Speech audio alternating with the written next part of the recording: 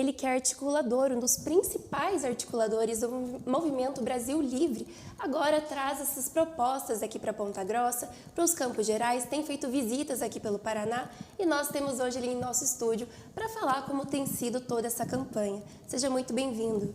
Muito obrigado, Lian. Um prazer estar aqui. Aliás, uma honra. Adorei os estúdios. Vai ser um prazer trocar ideia. Então, para a gente começar a nossa entrevista, quero questionar o senhor, né? O que te levou a fazer essas visitas, agendas aqui, principalmente em Ponta Grossa e região dos Campos Gerais? Olha, eu sou pré-candidato à presidência da República e eu estou rodando basicamente o país todo. E eu estou fazendo uma estratégia completamente diferente, né? Como eu não tenho acesso a jatinho, a esses recursos multibilionários dos meus concorrentes, eu rodo de carro e eu vou parando nas cidades, eu vou entendendo como funciona, gravo vídeos, converso com as pessoas, visito todas as rádios que eu consigo visitar, tento aparecer em TVs locais. E eu sei que é um trabalho muito extenuante. Imagina, você passar assim, num dia das 5 da manhã até meia-noite, trabalhando, conversando, mas eu me torno mais conhecido e eu conheço também a realidade. No Paraná eu comecei lá pelo Resort Itaiaiá, lá das aventuras do Dias Toffoli, de Londrina, Maringá, depois fui para Cascavel, estava lá na região oeste, aí a partir de hoje eu cheguei na região de Ponta Grossa e vem sendo bem interessante. Eu já estive aqui outras vezes, aí tratar tanto da questão logística da região, a gente tem um problema de infraestrutura que é enorme no Paraná, mas que chega aqui também. Você tem os problemas que envolvem a indústria, aqui de fato tem indústria e agro ao mesmo tempo, como conciliar essas duas coisas, uma cidade que é de serviço com uma cidade que é moderna. Vocês pegam um pouco do rescaldo do problema de criminalidade oriundo também da própria metrópole, que é Curitiba. Então, os problemas que nós temos aqui são os problemas de uma cidade moderna. Eu sempre comparo o que é Ponta Grossa é para Curitiba, é o que Campinas é para São Paulo. E Campinas, ela, por um grande tempo, ela pegou o que havia de melhor em São Paulo, indústria de tecnologia, mas também levou os problemas, favelização. Eu acho que em Ponta Grossa vocês ainda não pegaram a melhor parte de ser a segunda cidade metropolitana aqui, então tem alguns desafios locais que são bem interessantes. Você falou, né, dessa questão, as propostas para infraestrutura. Ponta Grossa é o maior entroncamento do sul do país. E nós temos, de fato, avançado em logística, mas com isso vem problemas. Quais seriam as suas propostas para melhorar isso, não somente aqui nos Campos Gerais, mas no Paraná? No Paraná e no Brasil, para falar assim, a infraestrutura é o maior problema para o desenvolvimento do Brasil, junto com leis trabalhistas e dinheiro caro, vamos botar assim.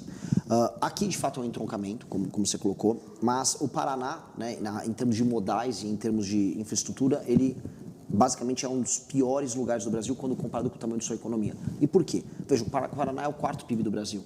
Só que o Paraná é tratado como um estado pequeno. As pessoas no Brasil falam de Pernambuco, vão falar da Bahia, falam do Rio Grande do Sul e esquecem que o quarto PIB do Brasil é o Paraná. O Paraná tem a segunda, talvez, melhor terra do mundo para produzir. Então, boa parte da produção agropecuária brasileira sai do Paraná e ninguém comenta. Falam de Goiás, com razão, Goiás é muito bom, mas não falam do Paraná. O Paraná parece que ficou esquecido no mapa. As pessoas dizem, o Paraná é sul, o Paraná é sudeste. A real sobre o Paraná. As cidades do Paraná não merecem a infraestrutura que o Paraná tem. Quando você sai de carro de uma ponta a outra do estado, é uma vergonha. O próprio trem, a linha de trem, tem trechos inteiros que o trem anda a 10 km por hora. É bizarro, como é que você vai escoar a produção? Não adianta nada o agro ser altamente produtivo, se na hora de você levar ele da ponta até o porto, lá em Paranaguá, você não consegue. Aí você tem que, às vezes, escoar por Santa Catarina. Isso é loucura. Então, tem um problema que também, nesse sentido, é político, que é, por que o Paraná, mesmo sendo tão poderoso no sentido econômico, sendo um lugar que cresce mais do que a média nacional, não tem representantes políticos que vão em Brasília e cuidam dos temas que interessam o Paraná? E aí vem a crítica também ao eleitor do Paraná, que tem que fazer essa autocrítica, e eu estou fazendo isso no Brasil todo. Falei isso para os pernambucanos, dos problemas deles, dos cearenses, dos problemas deles, dos paulistas, dos problemas deles, e do paranaense. O paranaense elege muito deputado que está preocupado em denunciar o comunismo lá em Brasília e que não está trazendo rodovia e dinheiro para fazer as estradas. Não tem o Ratinho, que é o governador, tinha que estar focado demais em resolver a questão do Pacto Federativo, o dinheiro do Paraná ficar no Paraná. Mas aí não fica. E aí vocês ficam nessa coisa que é meio bizarra, que é um paradoxo, que é, vocês têm cidades muito similares a São Paulo em termos de produtividade e qualidade de vida, mas ao mesmo tempo, quando você sai de uma cidade para outra, vocês têm um estado a nível Ceará. Por quê? Por que isso é permitido? Vocês não deveriam permitir isso. Isso está errado, essencialmente. Quais são as propostas estaduais aqui para o Paraná por parte do Missão? Acima de tudo, proposta. Se for falar focado no estado do Paraná, proposta de infraestrutura. Veja, o Paraná tem um IDH, Índice de Desenvolvimento Humano, maior do que a média brasileira. Não é um estado pobre, é um estado que tem um PIB, é o quarto PIB do Brasil. Tem um PIB per capita alto, não é um estado muito desigual. Eu vi estados no Nordeste profundamente desiguais. Aqui a desigualdade é um pouco menor. Os índices de violência no Paraná são menores do que do resto do Brasil, ainda que existam. E mesmo a questão da favelização, que é um problema de habitação, é menor no Paraná do que nos outros lugares. Aqui há problemas basicamente de infraestrutura, né, se eu for falar problemas estritamente paranaenses, não só problemas brasileiros. E esses problemas de infraestrutura demandam muito investimento. Já houve no passado tentativas de investimento que redundaram em corrupção. A gente teve escândalo de corrupção envolvendo pedágio no estado inteiro. Então, o Paraná, eu volto a colocar, ele tem que se ver como um estado grande e tem que exigir pautas de estado grande. Rodovias duplicadas, rodovias com canteiros separando. Não dá para você andar em estrada de mão dupla o caminho inteiro, como eu fiz de Cascavel para cá. Isso é loucura. Desviando o caminhão, desviando do buraco, você podendo se chocar de frente com o caminhão. As pessoas têm medo de pegar a estrada e não está valendo a pena para o agricultor, por exemplo, produzir e mandar num porto que tem no próprio estado, que é Paranaguá. Infraestrutura é de longe o maior problema dos paranaenses. E eles percebem isso. Outro problema que tem, que é um problema endêmico no Paraná, é corrupção. Você vai pegar boa parte das cidades pequenas no Paraná são tomadas por famílias corruptas, que é um problema que existe no Nordeste, mas não existe tanto, por exemplo, em Santa Catarina, ou tanto no próprio Rio Grande do Sul. O Rio Grande do Sul tem outros problemas. Aqui vocês têm umas famílias antigas que dominam certas políticas locais, envolvidas em escândalos de corrupção muito antigos, e as pessoas acabam, né, pô, nunca anda, isso nunca muda, e de fato é um problema para ser encarado. E aí a gente tem que alterar a nossa legislação federal que enfrente crime de colarinho branco, por exemplo, voltar com a prisão em segunda instância, que é um tema que foi derrubado para derrubar a Lava Jato, como fizeram isso anos atrás, que aí você começa a combater a criminalidade de colarinho branco, essas famílias corruptas com mais intensidade. O senhor tem citado agora pautas de segurança pública. Antes mesmo da entrevista eu comentei que essa é uma das bandeiras da nossa prefeita Elizabeth Schmidt, filiada à União Brasil aqui. Nós temos também tratado dessa questão de investimentos em segurança pública para Ponta Grossa e região, mas eu gostaria de ouvir com mais minuciosidade também quais são as propostas para solucionar esse grande problema que o senhor apresentou, não somente questão política e corrupção, mas de fato a segurança dos cidadãos paranaenses. Olha, o problema, como presidente da República, eu tenho que solucionar um problema para todos os brasileiros, porque eu vou mexer com leis federais. Só que isso vai impactar para o bem na região aqui do Paraná e a região de Ponta Grossa. Como? Bem simples. As leis penais no Brasil são leis muito fracas. E as leis de processo penal são leis que soltam bandido. Então, se um bandido é pego, quando pego, a pena dele é baixa. E aí, quando ele vai para a cadeia, vem um juiz e vai dar uma canetada, falando, não, ele vou pregredir a pena dele, ele ia cumprir 10 anos, vai ficar só 3, só vai ficar 2 e volta para a rua. Então, a gente está tendo casos de violência contra a mulher, casos de assaltos, casos horríveis de violência sexual, que a gente está vendo, e todos os casos, os bandidos são reincidentes. O reincidente tem que ter a pena dele muito agravada. Então, se hoje no Brasil, um cara que rouba um celular, vamos ser honestos, ele nem vai para a cadeia. Se vai com um roubo à mão armada, não fica 6 meses, 1 ano. Um cara nos Estados Unidos, se faz um roubo de um celular à mão armada, se ele aponta uma arma para alguém, é 15, 20 anos de cana. E se ele for reincidente, é capaz ainda de ficar 40, 50 anos, ele nunca mais, a vida dele ser desperdiçada por conta desses assaltos. O que a gente tem que fazer é trazer esse tipo de legislação para cá. E aí tem uma segunda coisa, as facções criminosas. Nós temos que ter uma lei, a gente chama de direito penal do inimigo. É uma tese que foi trazida por um professor alemão, chama Günther Jacobs, e a tese trata quem pertence a uma facção criminosa como alguém que não está, vamos dizer, circunscrito à lei brasileira. Ou seja, ele não reconhece a lei brasileira como a lei dele. Ele faz a própria lei, por isso que eles dominam favelas, eles dão ordem nas pessoas nas favelas. O que nós vamos fazer com essas pessoas o direito brasileiro vai ser diferente. Ele vai ser mais rápido e mais duro. E aí vai permitir que a polícia e o sistema de justiça pegue esses caras e coloque na cadeia mais rápido com penas muito mais duras. A gente precisa destruir as facções, até porque vocês também têm problemas com facções aqui. O PCC está presente aqui no estado do Paraná, ele usa o Paraná também como rota para escoamento de droga, vocês têm problema disso no Porto de Paranaguá e nós vamos ter que atuar de maneira muito enfática nisso.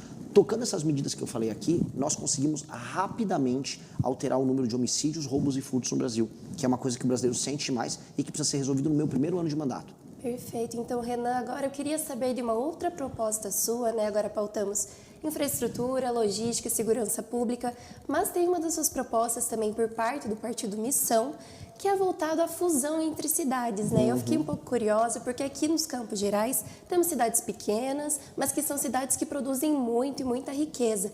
Até onde cabe essa proposta e de que forma ela será aplicada? A regra é muito clara.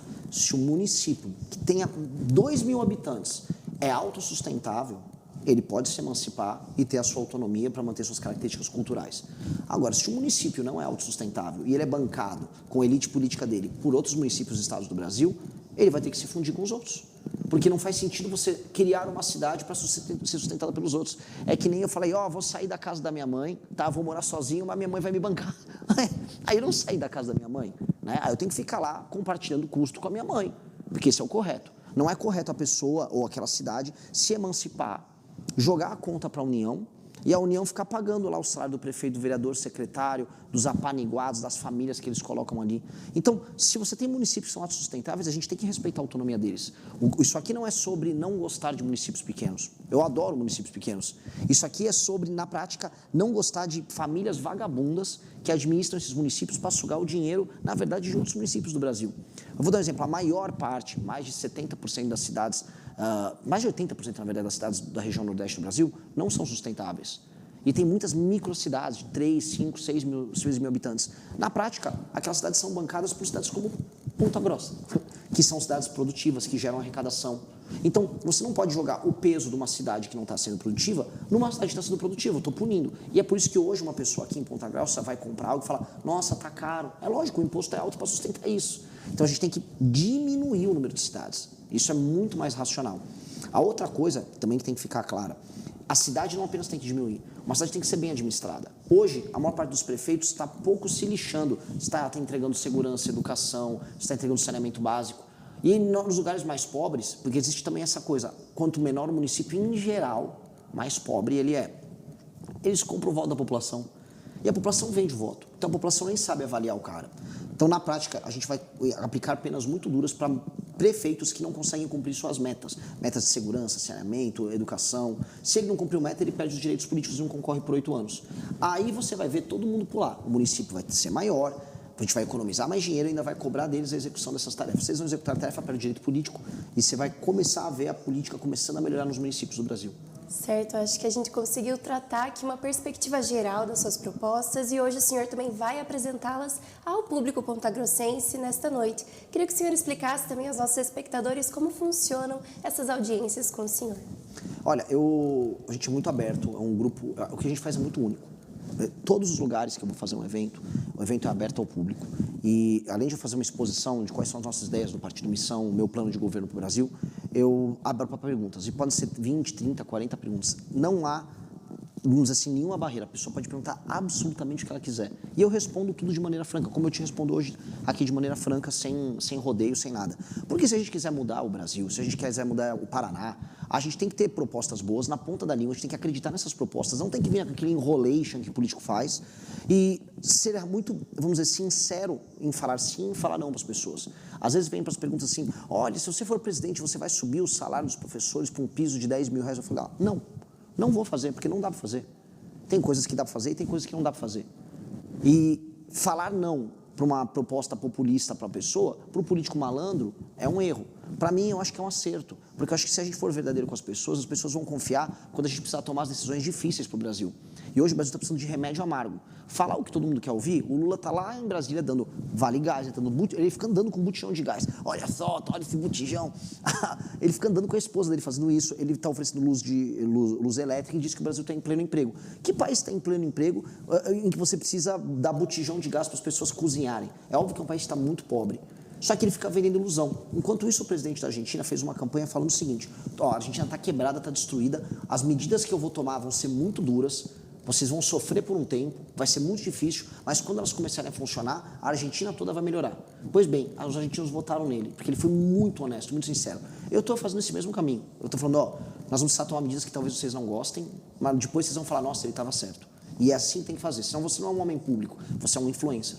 O senhor trouxe aqui a referência ao Javier Milei, né, na Argentina, mas nós sabemos que o MBL ele também tem essa questão de quebrar paradigmas tradicionais, como eleições de Lula e Bolsonaro, né? Então eu queria saber do senhor essa proposta irreverente do MBL, como o senhor diz, quais são as autonomias do Partido da Missão, no caso, e como o senhor quer se posicionar como uma nova alternativa a quem ainda não conhece o Missão?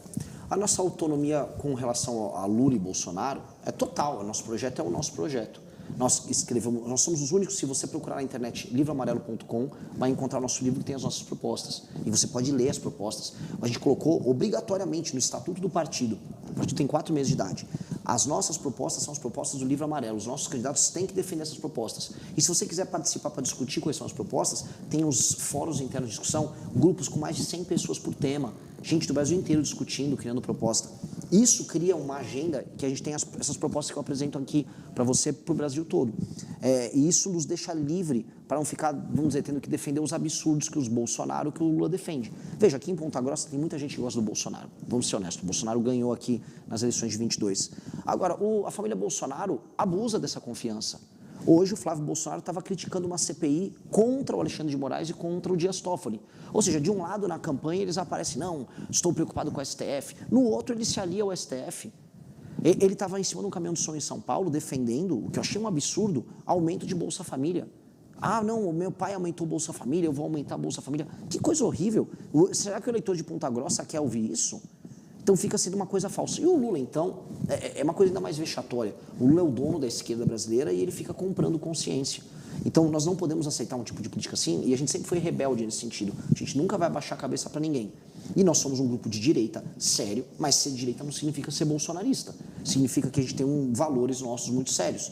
E nós vamos defender esses valores mesmo quando eles são impopulares. E nós vamos fazer isso, essa é a nossa proposta, e a gente quer as melhores pessoas para defender isso.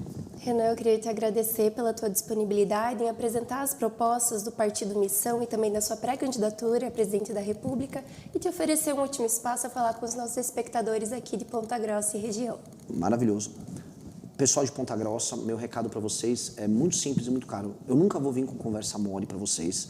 Essas eleições serão eleições muito difíceis. A gente tem o pior escândalo de corrupção da história do Brasil acontecendo agora, que é o escândalo do Banco Master, em que absolutamente todo mundo foi comprado. Gente do STF foi comprada, gente de direita foi comprada, gente de esquerda foi comprada, gente do centrão comprada. Tá todo mundo comprando e todo mundo se vendendo. Eu tô falando aqui como alguém que nunca se comprou e nunca foi vendido para ninguém. Eu sou uma pessoa verdadeira, sincera, honesta, sempre fui de direita, sempre combati a corrupção, mesmo quando a corrupção estava no nosso próprio campo da direita. E o meu recado para vocês é claro, nós precisamos de um remédio amargo. Você trabalha e produz. A pessoa que trabalha e produz tem que se ver representada no discurso e não só na propaganda. Não adianta você ser um herói na propaganda que vai e vota num candidato que se diz patriota de direita, mas no final ele pega o seu dinheiro para comprar o Bolsa Família e o voto da pessoa no Nordeste, sem te representar no final, sem colocar a estrada para você duplicada que você precisa para você vender seus produtos ou para você se deslocar para visitar a tua família aqui no estado. Representar e defender o estado do Paraná é tratar você como gente e não tratar você só como um eleitor. E é isso que eu vim fazer aqui, custe o que custar. E talvez falar coisas que você não goste, mas eu prefiro ser amargo com você falando a verdade do que mentir para você com palavras doces. Obrigado pela oportunidade. Gostou do vídeo? Então não se esqueça de se inscrever para ajudar o nosso canal a trazer mais conteúdo como esse para você.